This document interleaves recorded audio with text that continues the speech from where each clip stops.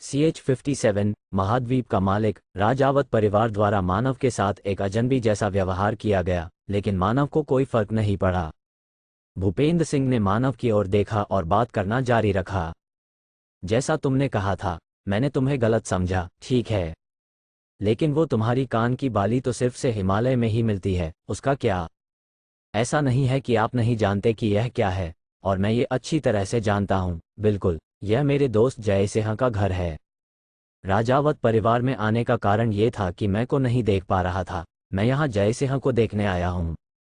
मानव की दृढ़ प्रतिक्रिया पर भूपेंद्र सिंह के पास एक बार फिर संकोच करने के अलावा कोई विकल्प नहीं था। उसने जो कहा वह ठीक था, आखिरकार वो खुद ही था जिसने मानव को देखने का अनुरोध किया था। मुझे अभी तक आप पर पूरा भरोसा नहीं है, लेकिन मैं आपको अपनी अशिष्टता के लिए स्पष्टीकरण दूंगा। मैं आपके साथ बाहरी व्यक्ति की तरह व्यवहार नहीं करूंगा क्योंकि आपके पास वे बालियां हैं। उन्होंने एक बार फिर इयररिंग्स का जिक्र किया। मानव ने ग्रेट राजावत के स्टाफ पर नजर डाली जो एक ब्रेसलेट के रूप में था। उसने झुमके को पहचान लिया, लेकिन उसने कंगन पर ध्यान नहीं दिया। क्या वो समंदर के बागे के बारे में जानता था? उसने अपने अंतरतम विचारों को छिपाते हुए भूपेंद्र सिंह की बात सुनी, और उसके निम्नलिखित शब्द उसकी अपेक्षाओं से अधिक थे। एक अच्छा तरीका। आपको क्या लगता है कि इस महाद्वीप का मालिक कौन है? दूसरों ने इसे एक बेतुका प्रश्न माना हो सकता है, हालांकि मानव की आंखें इसके बजाय तेज हो गईं। भूपेंद्र सिंह इसे साकार किए बिना जारी रहा। महेंद्रगढ़ साम्राज्य मानव राष्ट्रों में सबसे महान है, हालांकि यह इस महाद्वीप की भूमि के 10वें हिस्से से अधिक का दावा नहीं कर सका। यह मामला काफी समझ में आया। महाद्वीप पर रहने वाले बुद्धिजीवियों की शक्ति को 10 अंगुल के रूप में लिया जा सकता है, और मानव शक्ति को बमुश्किल 3 अंगुलियों के भीतर कहा जा सकता है। कहने का तात्पर्य यह था कि मनुष्य महाद्वीप के स्वामी नहीं थे, लेकिन मानव ये जानता था। वह पालौकिक प्राणियों के अस्तित्व के बारे में जानता था जिन्होंने छाया से महाद्वीप को नियंत्रित किया था। मानव ने भूपेंद्र सिंह के मुंह को देखा। क्या वो शब्द कहेगा जिसे मानव सबसे ज्यादा सुनना चाहता था? डेमिगॉड। उस एक शब्द ने मानव को चारों ओर से सिकोड़ दिया। साथ ही उनके कई सवालों के जवाब मिलते नजर आए। यही कारण है कि भूपेंद्र सिंह उससे पूरी तरह सावधान नहीं था, जिस वजह से उन्होंने अपने चेहरे पर विवेक का टैटू गुदवाया था। पहली बात तो यह कि उसने कभी भी उसे पूर्ण शत्रु नहीं माना। भूपेंद्र सिंह वह था जिसे मानव ढूंढ रहा था, देवताओं की उपस्थिति के बारे में जानने के लिए। वो उनका उद्देश्य जानता था, जो इसे रोकना चाहते थे। पालौकिक प्राणी मानव समाज को नियंत्रित करते हैं। हम उस नियंत्रण से मुक्त होने की कोशिश कर रहे हैं। आप क्यों मुस्कुरा रहे हैं? भूपेंद्र सिंह ने रुका और भ्रमित भाव से पूछा। ऐसा इसलिए था क्योंकि मानव ने अचानक उसे एक उज्ज्वल मुस्कान दी थी, जैसे कि वो पागल हो गया हो। पुराने दिनों में केवल 5 मनुष्य देवता के खिलाफ लड़ रहे थे। उनमें से केवल 5 ने उस उत्कृष्ट सत्ता के खिलाफ विद्रोह किया, और वे हार गए। ये करारी हार थी, और साल बीत गए। 4000 वर्ष बीत चुके थे। मानव को यकीन था कि अब और भी बहुत से लोग हैं जिन्होंने उसी उद्देश्य को साझा किया है जैसा उन्होंने अतीत में किया था। उन्हें पता चल गया था कि देवता कौन थे, और जो लोग हार न मानने के लिए संघर्ष कर रहे थे, वे सही समय की प्रतीक्षा में अपनी सांसें रोक रहे थे। तुम क्यों मुस्कुरा रहे हो? केवल एक ही कारण था, वह सचमुच खुश था। यह क्या है? भूपेंद्र सिंह परेशान था। उसने महसूस किया था कि मानव की बातें सुनकर उसे गलत समझा गया था। फिर भी इसने उनके संदेह को पूरी तरह से दूर नहीं किया, और उन्हें अभी भी ऐसा लगा कि बातचीत के प्रवाह पर उनका नियंत्रण है। वो तथ्य बहुत महत्वपूर्ण था, लेकिन अचानक प्रवाह बदल गया था। जब उन्होंने देवता का उल्लेख किया था, तो मानव के चेहरे पर चिंता गायब हो गई थी, जैसे कि वो धुल गया हो। उसके होठों पर मुस्कान भी थी, बेशक मुस्कान उतनी ही तेजी से गायब हुई जितनी दिखाई दी। कृपया जारी रखें। उद्धरण चिन्ह डॉट डॉट डॉट। क्या आप देवता के बारे में जानते हैं? अगर वह नहीं जानता था तो उसकी प्रतिक्रिया को समझाया नहीं जा सकता था। मानव ने सिर हिलाया। थोड़ा। कैसे? जब मैंने इन झुमके पर अपना हाथ रखा तो उनके पास विवेक का एक नोट था। भूपेंद्र सिंह चौंक गया। विवेक के नोट्स? क्या अभी भी यह आपके पास है? शायद। सबसे पहले मैं आपकी कहानी सुनना जारी रखना चाहूंगा। भूपेंद्र सिंह को यह स्वीकार करने के लिए मजबूर होना पड़ा कि वो पहल खो देगा। वो अभी के लिए केवल अपने प्रश्नों को निगल सकता था और अपनी कहानी जारी रख सकता था। ठीक, देवता, अर्ध ईश्वर प्राणी जो मनुष्यों को पार कर गए। हमारे पास ये जानने का कोई तरीका नहीं है कि उनमें से कितने मौजूद हैं या वे कितनी शक्ति का प्रयोग कर सकते हैं। हालांकि हिमखंड का सिरा ये है कि उन्होंने पूरे महाद्वीप पर हावी होने के लिए पर्याप्त खुलासा किया है। यह निश्चित था कि कई नहीं थे। मानव को पता था कि उनकी संख्या 100 से अधिक नहीं है। हालांकि उनमें से हर एक इतना शक्तिशाली था कि उन्हें आपदा कहना कोई अतिशयोक्ति नहीं थी। हम नहीं जानते कि उनमें से कितने मौजूद हैं, उनका उद्देश्य क्या है या वे छिपे रहना क्यों चाहते हैं। लेकिन कुछ चीजें हैं जिन पर हम यकीन कर सकते हैं। भूपेंद्र सिंह टकटकी में डूब गए कि उनके लिए यह संभव है कि वे अपने अलावा हर जाति को एक सनक से नष्ट कर दें, और यह कुछ समय पहले किया गया है। CH-58 भोज का आयोजन। सुमित्रा चौहान, सूर्योदय अकादमी की प्रोफेसर, उनकी क्षमता जनता के सामने प्रकट होने की तुलना में बहुत अधिक है। क्या वह भी शक्ल में है? मेरा मानना है कि वो फाउंडेशन की एक कार्यकारी अधिकारी है। इससे ज्यादा मैं नहीं जानता। उन्होंने प्रोफेसर की पहचान भी जान ली थी। अकादमी में लौटने का उनका असली कारण पूरा हो गया था। मानव ने अपने विचारों को व्यवस्थित करने का प्रयास किया। वो महसूस कर सकता था कि भूपेंद्र सिंह अभी तक उसे संदेह भरी निगाहों से देख रहे थे। क्या आप कुछ और पूछना चाहते हैं? मुझे कहना होगा कि मैं आपकी प्रतिक्रिया के बारे में उत्सुक हूं। मैं आपको पहले ही बता दूंगा, मुझे अब भी आप पर पूरा भरोसा नहीं है। बल्कि अचानक था। मानव ने उत्सुकता से देखा और भूपेंद्र सिंह ने धीरे से अपना मुंह खोला।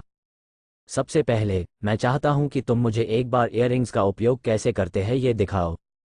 क्या वो मानव को बैरियर जादू का उपयोग करने के लिए कह रहे थे? मानव भूपेंद्र सिंह के इरादों के बारे में उत्सुक था, लेकिन यह मुश्किल नहीं था, इसलिए वह अकेले ही ये जादू दिखा रहा था। मानव ने बैरियर स्पेल को सक्रिय किया, तब जाकर भूपेंद्र सिंह की आंखों से फीकी पड़ने वाली शंका की चमक को मानव महसूस कर सकता था। ठीक, ये सबसे खराब स्थिति नहीं है। तुम्हारी किस बारे में बोलने की इच्छा थी? ऐसा इसलिए नहीं था क्योंकि मैंने आपको 7 स्टार क्लब के सदस्य के लिए गलत समझा था कि मैं आपसे सावधान था। इसकी एक बड़ी वजह है। मानव ने उसे जल्दी नहीं किया और इसके बजाय बस उसे देखा। भूपेंद्र सिंह ने धीरे से अपना मुंह खोला और बोला, स्वराज सिन्हा। कौन, पिताजी? मानव ने प्रतिक्रिया की सावधानीपूर्वक जांच करने के बाद, जिसने केवल अपना सिर झुकाया, भूपेंद्र सिंह ने जारी रखा। 1 महीने पहले टावर मीटिंग के बाद मैंने रिपोर्टें सुनी कि वह देवताओं के संपर्क में था। उसी शाम भोज का आयोजन किया गया। राजधानी के सबसे प्रतिष्ठित परिवारों के सदस्यों ने भाग लेना सुनिश्चित किया और बेहतरीन पेय और भोजन के अलावा बैंक्वेट हॉल में माहौल बहुत गर्म हो गया। मानव ने उन सभी को देखा जो स्टाइलिश कपड़े पहनकर आए थे, लेकिन उनकी निगाह केवल कुछ वस्तुओं पर ही टिकी हुई थी। वहां बहुत सारे लोग थे, लेकिन आखिरकार उसे वह मिल गया जिसकी उसे तलाश थी। जो लोग मंडली संगठनों से थे, वे वही थे जिनकी उन्हें तलाश थी। लेकिन स्थिति बहुत अच्छी नहीं थी। इसके अलावा उसे अभी भी कुछ बिखरी हुई समस्याएं थीं। विनिर्माण, जमी हुई नदी को पूरी तरह से पचाना, शकल किस तरह का था और वह भूपेंद्र सिंह पर कितना भरोसा कर सकता था। स्वराज सिन्हा के बारे में भी खबरें थीं। भूपेंद्र सिंह को भी अभी तक उस पर पूरा भरोसा नहीं था। नहीं, वह अभी भी बल्कि संदिग्ध था। एक कारण स्वराज सिन्हा का संदिग्ध व्यवहार था। उसी समय उन्हें एक और महत्वपूर्ण जानकारी मिली थी। यह तथ्य था कि डेमिगॉड के मुखबिर नायकों की विरासत का उपयोग नहीं कर सकते। यही कारण है कि इयररिंग्स का उपयोग करने के बाद भूपेंद्र सिंह का संदेह थोड़ा कम हो गया था। यदि संभव हो तो महान ऋषि के कर्मचारियों को प्रकट करना सबसे अच्छा है। यह विवेक का प्रतीक था। ये प्रतिक्रियाएं इयररिंग्स से बिल्कुल अलग थी। उसे इसे प्रकट करने और मामलों को और अधिक जटिल बनाने की आवश्यकता नहीं थी। मानव ने सिर हिलाया। उनकी सभी समस्याएं काफी कठिन थीं और उन सभी को एक साथ हल करना उनके लिए असंभव था। वो एक एक कदम ऐसे उठाता जैसे कोई गांठदार धागा खोल रहा हो। मानव ने महसूस किया कि सबसे अधिक दबाव वाली बात जमी हुई नदी की शक्ति को पूरी तरह से अपना बनाना था, साथ ही यह उनके वर्तमान असंतुलित शरीर को पुनर्स्थापित करेगा। उसने देखा कि कोई उसकी ओर चल रहा है और यह सोचने की कोशिश कर रहा है कि उसकी समस्याओं का समाधान कैसे किया जाए। एक नज़र के बाद उन्हें एहसास हुआ कि यह सोनिया थी। उसने एक सफ़ेद पोशाक पहनी हुई थी जो उसके नीले बालों के साथ अच्छी लग रही थी। मानव, तुम यहाँ हो। शायद वह मानव की तलाश में भोज के आसपास चली गई थी। जब उन्होंने इसके बारे में सोचा तो उन्होंने महसूस किया कि एक विदेशी के रूप में सोनिया का शायद इस भोज में कोई अन्य परिचित नहीं था। भोज का मुख्य पात्र जय सिंह तब दिखाई देगा जब भोज में माहौल अपने चरम पर पहुंच गया था। आप भी शामिल हो रहे हैं। सही समझा। मानव ने सोचना जारी रखने की कोशिश की, लेकिन सोनिया नहीं गई और ऐसा लग रहा था कि वो अभी भी कुछ चाहती है। सोनिया, उसका नाम सुनते ही उसने उसकी आंखों में देखा। मानव ने उसका रवैया देखकर एक सवाल पूछा, क्या आपको कुछ कहना है? ये कुछ भी नहीं है। फिर उसने आह भरते हुए सिर हिलाया। मानव ने उसे प्यासी समझकर शराब का गिलास थमा दिया। इसके बारे में सोचने के लिए आओ, सगाई के बारे में क्या? उसने एक पल के लिए सोचा। वास्तव में ये पूछना बहुत आसान था, लेकिन वास्तव में उनकी उतनी दिलचस्पी नहीं थी। जैसे ही वो फिर से सोचने वाला था, मानव ने देखा कि एक मोटा आदमी उसे देख रहा है। उसके कपड़े ऐसे लग रहे थे जैसे वे फटने वाले हों और उसका चेहरा तेल से ढका हो। जैसे ही उनकी नज़र पड़ी, वह आदमी उसके पास पहुंचा। मानव। हाँ। आप कौन? क्या क्या आप कूल दिखने की कोशिश कर रहे हैं? मानव ने उसकी याददाश्त को तेज करने की कोशिश की। उनके रवैये ने सुझाव दिया कि वह मानव के परिचित थे। मुझे लगता है कि मैं उनसे अकादमी में मिला था। जैसे वह अपनी यादों में गहराई से खोदने की कोशिश कर रहा था। जो आदमी उसकी ओर चल रहा था, उसका मुंह ठट्ठों में बदल गया। यह एक लंबे समय से हारे हुए मानव रहा है। मानव ने अपनी याददाश्त को तेज करने की कोशिश करना बंद कर दिया। यह स्पष्ट था कि इस आदमी ने अच्छे इरादों के साथ संपर्क नहीं किया था। CH-59, मानव का परिवार। क्या आपको यकीन है? एकदम ये कोई बड़ी बात नहीं है। रेयांश परमार बढ़िया अपनी शराब पीते हुए हंसा। ये खुद जय सिंह के लिए आयोजित एक भोज था। उसने यहाँ तक पहुँचने की कितनी कोशिश की। ये केवल भोजन और शराब के बारे में नहीं था। दोस्ती, ये राजधानी में प्रमुख रईसों के साथ मित्रता स्थापित करना था। रेयांश एक प्रांतीय कुलीन राजकुमार था। जब वह छोटा था तो उसे लगा कि वह साम्राज्य के शीर्ष में है, लेकिन जब वह बड़ा हुआ तो उसने महसूस किया कि वह सच्चाई से कितनी दूर है। राजधानी में लगभग हर दिन भोज का आयोजन होता था। वे मित्रता केवल आदान प्रदान के स्थान पर थी, एक अलग युद्ध क्षेत्र। रईस दूसरों की जांच करते हुए अपनी योग्यता साबित करेंगे, और समान स्तर के लोग स्वाभाविक रूप से एक समूह बनाने के लिए इकट्ठा होंगे। इस तरह के रिश्तों का गहरा असर हो सकता है क्योंकि वे बाद में अपने अपने परिवारों को विरासत में दे सकते हैं। लेकिन रेयांश को राजधानी में आयोजित भोज में शामिल होने का मौका नहीं मिला क्योंकि वह एक छोटे से प्रांत से था। इसलिए ये भोज उनके लिए एक बड़ा अवसर था। इस दिन के लिए उनके पास एक शीर्ष पायदान की दुकान द्वारा बनाए गए कपड़े थे और उन्होंने कई महंगी वाइन और अन्य स्थानीय विशिष्टताओं के नाम सीखे थे। यह मौजूदा रुझानों को साथ बनाए रखने के लिए था। रेयांश की कड़ी मेहनत जल्द ही रंग लाए। स्वभाव से वो अच्छा बोलता था ताकि राजधानी के रईस उसके मूल को आसानी से अनदेखा कर सकें। बेशक ये तथ्य कि परमार परिवार एक प्रसिद्ध प्रांतीय कुलीन परिवार था, ने भी उसकी मदद की। जय सिंह से बात करना मुश्किल होगा। राजावत की भूमिका। वो एक ऐसा व्यक्ति था जो राजधानी के समाज के शीर्ष पर खड़ा था, यहाँ तक कि सबसे ऊंचे नाक वाले और दम्भी रईसों को भी अपना सिर उसके पास रखना होगा। यहाँ तक कि अगर वह जय सिंह के साथ एक बातचीत करने में कामयाब रहे तो उनके लिए एक गहरा रिश्ता बनाना मुश्किल होगा। रेयांश ने सुना था कि अपने नर्म दिखने के बावजूद जब वह दोस्त बनाने की बात करता है तो वह आश्चर्यजनक रूप से चुस्त होता है। ये जानने के बाद उसने बुद्धिमानी से लक्ष्य बदलने का फैसला किया। प्रशांत बंसल वह था जिस पर वह काम कर रहा था। वह प्रकाश राज बंसल का सबसे बड़ा बेटा था और राजधानी के 5 सबसे प्रतिष्ठित परिवारों में से एक का बच्चा था। मैंने अफवाहें सुनी कि प्रशांत के तलवार कौशल महेंद्रगढ़ साम्राज्य में नियमित शूरवीर थे। ठीक है, अगर एक आदमी एक रास्ते पर ध्यान केंद्रित करता है तो क्या उसे कम से कम उस स्तर पर नहीं होना चाहिए? असाधारण। प्रशांत बहुत अच्छा और सीधा आदमी था। वह एक ऐसे व्यक्ति थे जो खुद को काफी असाधारण मानते थे और खुद को इस तरह से आगे बढ़ाते थे। इस प्रकार के व्यक्ति से निपटना काफी आसान था। मुझे भविष्य में परमारों को भोज में आमंत्रित किया जाना चाहिए। रेयांश को यकीन था कि यह सामाजिक शुरुआत पूरी तरह से सफल रही। इसलिए उसने चारों ओर देखते हुए धीरे धीरे अपनी शराब की चुस्की ली। कितनी अच्छी लड़कियां हैं। वे निश्चित रूप से प्रांत के पास हत्यारे शरीर, सुंदर रूप और चालाक व्यक्तित्व थे जो एक आदमी के दिल को नियंत्रित करना जानते थे।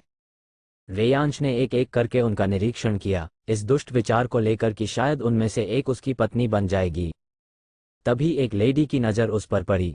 उसी क्षण रेयांश तुरंत मंत्रमुग्ध हो गया। जब वो अन्य खूबसूरत महिलाओं से घिरी हुई थी तब भी वो अविश्वसनीय रूप से आकर्षक थी। उसके पास तेजस्वी, पानी के रंग के बाल, बैंगनी आंखें और होंठ थे जो हर किसी की आंखों को आकर्षित कर रहे थे।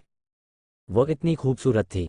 क्या ये सुभाषिनी राजावत थीं, जिन्हें राजधानी में सामाजिक समारोहों की रानी कहा जाता था? नहीं, उसने सुना होगा कि वह गोरी थी। ये सिर्फ रेयांश नहीं था। अधिकांश रईसों ने न करने का नाटक करते हुए इस महिला पर नजरें चुरा लीं। फिर भी उसकी आश्चर्यजनक सुंदरता और अपरिचित उपस्थिति के कारण कोई भी उसके पास नहीं आया। ये तब था जैसे कि उसे कुछ मिल गया जिसकी वह तलाश कर रही थी। उसका चेहरा काफी चमक उठा और वह तुरंत उस दिशा में चली गई जिस दिशा में वह देख रही थी। रेयांश ने जल्दी से मुड़कर देखा कि इस खूबसूरत महिला का परिचित कौन हो सकता है। वो बहुत दुबला पतला आदमी था। रेयांश को उसे पहचानना मुश्किल नहीं लगा। ऐसा इसलिए था क्योंकि उस आदमी के बाल, जो सफ़ेद हो चुके थे, भीड़ के बीच में बाहर खड़े थे। साथ ही उन्होंने उस व्यक्ति को कुछ नहीं के रूप में न्याय किया। ऐसा इसलिए था क्योंकि वह आदमी भोज में अकेला था। अगर उसका कोई परिचित नहीं था तो वह घूम रहा होगा और खुद की तरह पसीना बहा रहा होगा। वह रवैया क्या था? निश्चित रूप से वह एक नौसिखिया होना चाहिए जो काफी भाग्यशाली था जिसे भोज में आमंत्रित किया गया था। उसने यही सोचा था। उनका रिश्ता क्या है? रेयांश ने उन दोनों के बीच की बातचीत को ईर्ष्या भरी निगाहों से देखा। यह उसका क्षण था जब उसने सफेद बालों वाले व्यक्ति के चेहरे को करीब से देखा तो उसे लगा कि यह बहुत परिचित है। लगभग वैसा ही जैसे उसने कहीं देखा हो। क्या वो मानव सिन्हा नहीं है? सिन्हा परिवार साम्राज्य के 5 सबसे महान परिवारों में से एक था, लेकिन इसका इस डरपोक व्यक्ति से कोई लेना देना नहीं है। प्रतापगढ़ के सभी रईसों को पता था कि स्वराज सिन्हा मानव को बेटे की तरह नहीं मानते। ऐसा हारा हुआ आदमी ऐसी सुंदरता को कैसे जान सकता है? कुछ देर सोचने के बाद रेयांश को एक अनुमान लगा। ये सिन्हा परिवार के नाम के कारण रहा होगा, अन्यथा कोई अन्य स्पष्टीकरण नहीं था। रेयांश एक अच्छा विचार लेकर आया। उसके मन में मानव को झटका देने और उसी समय अपना खुद का दर्जा बढ़ाने का विचार था। कुछ देर सोचने के बाद वह मानव के पास पहुंचा। आप मानव सिन्हा है ना? CH-60, मानव की इंसल्ट। उस समय रेयांश को एक अजीब सी अनुभूति हुई। ऐसा इसलिए था क्योंकि मानव की आवाज उसे याद करने की तुलना में बहुत ठंडी थी। लेकिन उसने फिर भी सिर हिलाया। क्या आप कूल दिखने की कोशिश कर रहे हैं? वो बाहर से शांत दिख रहा था, लेकिन अंदर से वो पागल हो रहा था। जब उसने इसके बारे में सोचा तो उसका मुंह अवचेतन रूप से मुड़ गया।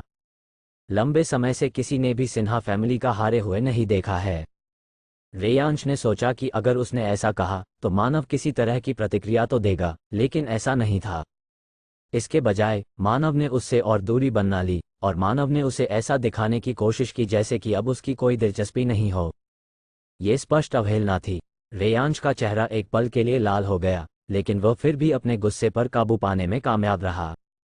मैंने सुना है कि तुम अकादमी में आ गए हो। सिन्हा परिवार वास्तव में शक्तिशाली है?